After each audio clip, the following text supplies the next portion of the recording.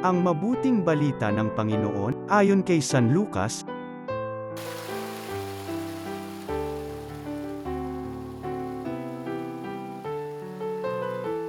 Noong panahong yun, ang Panginoon ay humirang ng 72.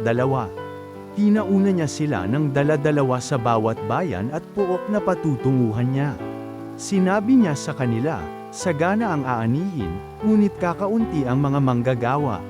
Idalangin ninyo sa may-ari na magpadala siya ng mga manggagawa sa kanyang bukirin. Humayo kayo. Sinusugo ko kayong parang mga kordero sa gitna ng mga asong gubat. Huwag kayong magdala ng lokbutan, supot, o panyapak. Huwag na kayong titigil sa daan upang makipagbatian kanino man. Pagpasok ninyo sa alinmang bahay, sabihin muna ninyo, maghari nawa ang kapayapaan sa bahay na ito. Kung maibigin sa kapayapaan ang nakatira roon, sa kanila ang kapayapaan, ngunit kung hindi, hindi sila magkakamit nito.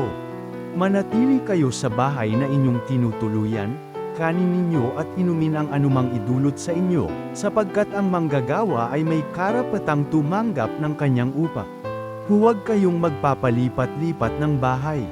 Kapag tinanggap kayo sa alinmang bayan, kanin ninyo ang anumang ihain sa inyo, pagalingin ninyo ang mga may sakit doon at sabihin sa bayan, nalalapit na ang paghahari ng Diyos sa inyo. Ang mabuting balita ng Panginoon.